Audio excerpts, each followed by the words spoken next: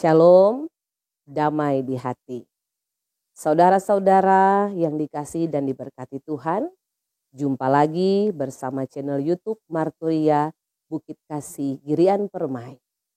Kita akan merenungkan firman Tuhan untuk tanggal 18 sampai 24 Februari 2024 dengan bacaan Alkitab Sakaria pasal 11. Ayat 4 hingga ayat 17 yang bertemakan celakalah gembalaku yang meninggalkan domba-domba. Tapi sebelumnya mari kita berdoa. Ya Tuhan, gembala yang baik, sungguh kami bersyukur kehidupan kami terus dituntun dan disertai bahkan diberkati oleh-Mu. Dan kami bersyukur saat ini Engkau menganugerahkan kesempatan bagi kami untuk kembali belajar firman Tuhan dari dalam Alkitab yang akan terus menuntun kehidupan kami sebagai orang-orang yang percaya kepadamu, supaya kami boleh hidup seturut dengan kehendak-Mu dan memuliakan Engkau. Tuntunlah kami ya Tuhan dengan hikmat dan kuasa Roh Kudus-Mu. Di dalam nama Tuhan Yesus kami berdoa. Amin. Mari kita membaca Sakaria pasal 11 ayat 4 hingga ayat yang ke-17. Beginilah firman Tuhan Allahku kepadaku. Gembalakanlah domba-domba sembelihan itu. Orang-orang yang membelinya menyembelihnya dengan tidak merasa bersalah, dan orang-orang yang menjualnya berkata, terpujilah Tuhan, aku telah menjadi kaya. Dan orang-orang yang menggembalakannya tidak mengasihaninya. Sebab aku tidak lagi akan mengasihani penduduk bumi. Demikianlah firman Tuhan, melainkan sesungguhnya aku akan menyerahkan manusia masing-masing ke dalam tangan gembalanya dan ke dalam tangan rajanya. Mereka ini akan menghancurkan bumi dan aku tidak akan melepaskan seorang pun dari tangan mereka. Maka aku menggembalakan domba-domba sembelihan itu untuk pedagang-pedagang domba. Aku mengambil 2 tongkat, yang satu kusebutkan kemurahan dan yang lain kusebutkan ikatan. Lalu aku menggembalakan domba-domba itu. Dalam 1 bulan aku melenyapkan ketiga gembala itu. Kemudian aku tidak dapat menahan hati lagi terhadap domba-domba itu, dan mereka pun merasa muak terhadap aku. Lalu aku berkata, aku tidak mau lagi menggembalakan kamu. Yang hendak mati, biarlah mati. Yang hendak lenyap, biarlah lenyap. Dan yang masih tinggal itu, biarlah masing-masing memakan daging temannya. Aku mengambil tongkatku kemurahan, lalu mematahkannya untuk membatalkan perjanjian yang telah kuikat dengan segala bangsa.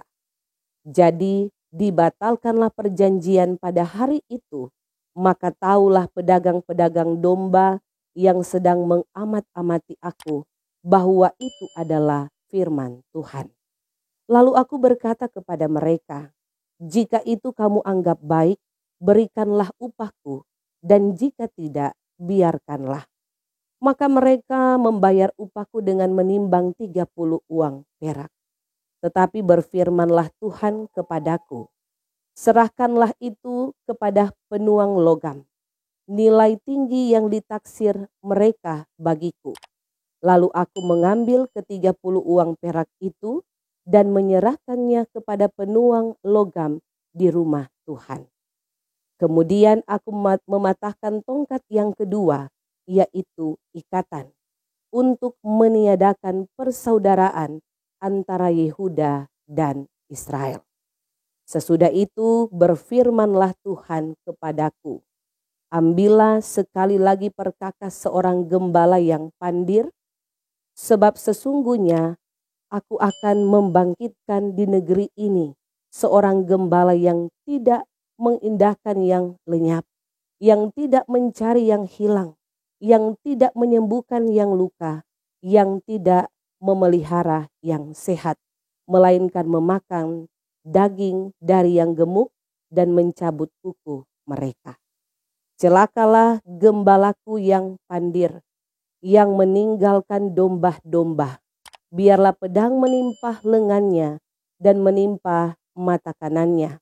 Biarlah lengannya kering sekering-keringnya dan mata kanannya menjadi pudar sepudar-pudarnya. Demikianlah bacaan firman dalam Alkitab dalam Sakaria pasal 11 ayat 4 hingga ayat 17 dengan tema celakalah gembalaku yang meninggalkan domba-domba. Saudara-saudara yang dikasihi dan diberkati Tuhan, peran seorang gembala sangat penting dalam kehidupan umat yang selalu diibaratkan seperti domba yang harus dituntun dan dipelihara serta diberi makan. Seorang gembala yang baik akan mengurus dengan baik domba-dombanya. Sebaliknya, para domba akan mengenal baik gembalanya dan tidak akan lari dari gembalanya. Hubungan ini adalah baik dan benar serta ideal. Namun suatu perkara sulit ketika domba-domba digembalakan oleh gembala yang jahat, yang hanya mencari keuntungan besar dari domba-dombanya tanpa mengasihaninya. Bukan hanya menginginkan bulu saja, tetapi bahkan dagingnya sehingga harus disembelih. Gembala yang jahat tidak mengindahkan yang lenyap, tidak mencari yang hilang, tidak menyembuhkan luka, tidak memelihara yang sehat, melainkan memakan daging dari yang gemuk dan mencabut kuku mereka.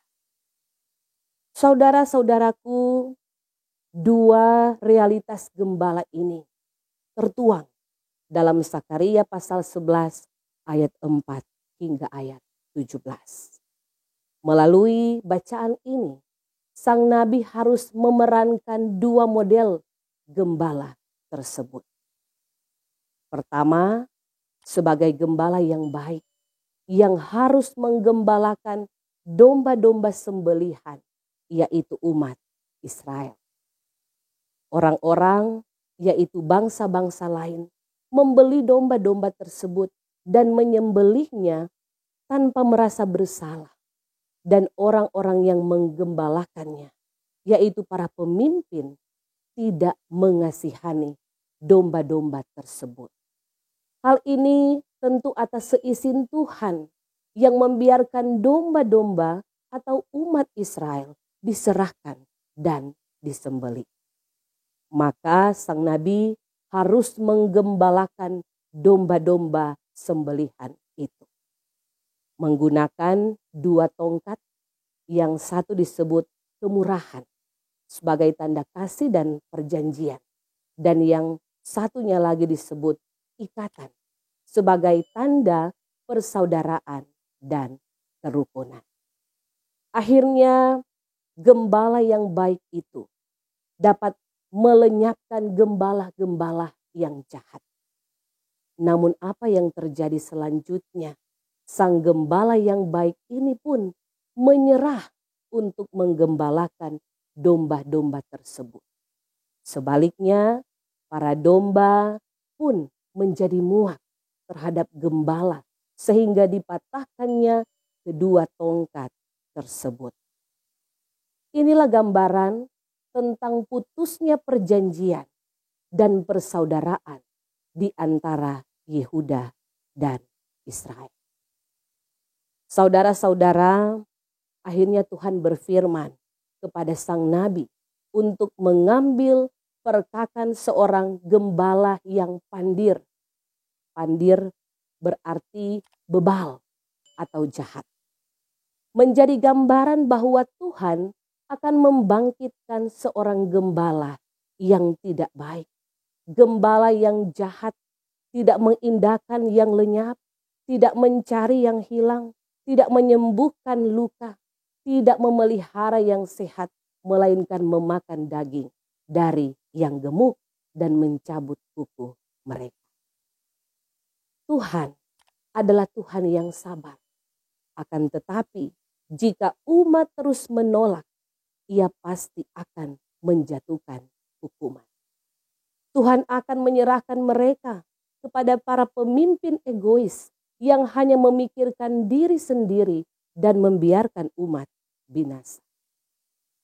Namun firman Tuhan, celakalah gembalaku yang pandir. Biarlah pedang menimpah lengannya dan menimpah mata kanannya. Biarlah lengannya kering sekering-keringnya dan mata kanannya menjadi pudar sepudar-pudarnya. Saudara-saudara yang diberkati Tuhan, memang tidak mudah menjadi gembala yang baik. Tetapi sebaliknya, sungguh malang nasib menjadi gembala yang jahat karena akan menerima penghukuman.